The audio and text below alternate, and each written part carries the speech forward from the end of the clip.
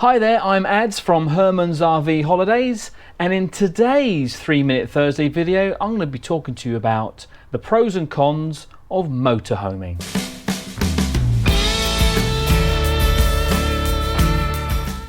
So first of all, let's talk about the pros. Motorhoming gives you a sense of freedom, a sense of adventure. You can go anywhere you want and you can see places that you don't normally see. You don't need to stay in towns unlike a hotel. And you're not restricted to one place. And you take everything with you. So what that means is that you can pull up somewhere, have a lovely fresh cup of tea, or get out the barbecue and have a nice meal.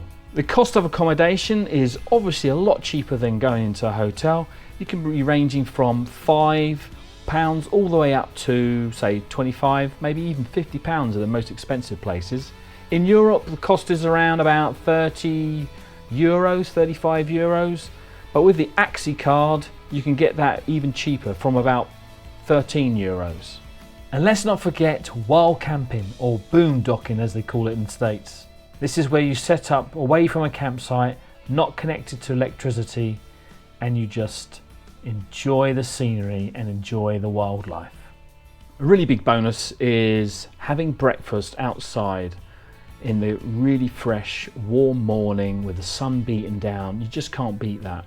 Some hotels allow you to do that, but in a motorhome you can do it practically every day, depending on the weather, of course.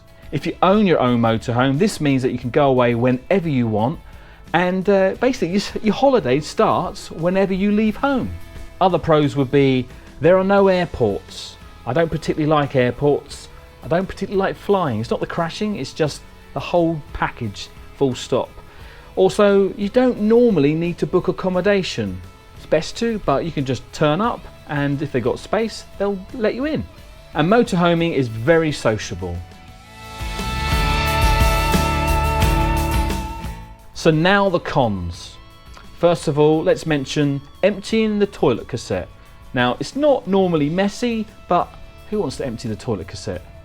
And then there's the weather. If you don't like going outside when it's raining, then you're going to be sitting in the motorhome or the caravan for long periods of time doing whatever you like to do. However, myself and Zoe, we do prefer to head out, maybe get in our waterproofs and go for a walk, or of course we can go out driving in Herman and tour the place with it raining outside and we're nice and cozy and warm inside. Driving down narrow roads can be stressful, but if you take your time, you will eventually get there, so there's no rush.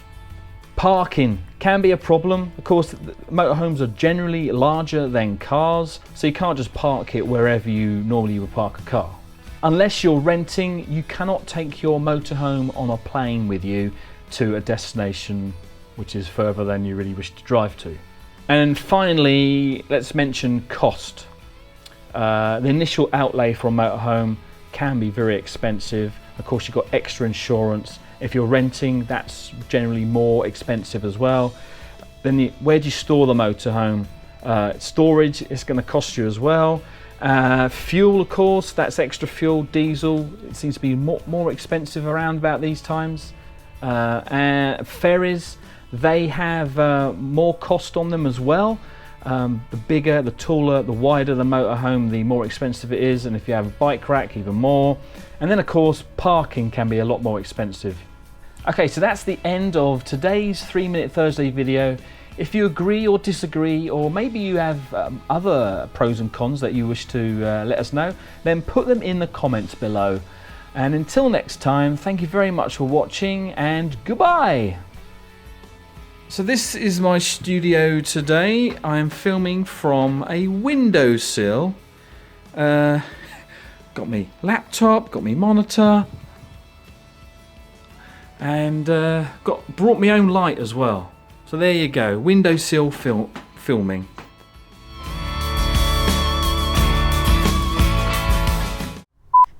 The cost is really. Then there's the weather. Oh, that's itchy. If it's raining and and then there's the weather. What was I gonna say? And then there's Nah, that's crap. And then there's the weather. Driving down narrow roads. And that's all I'm going to say about that.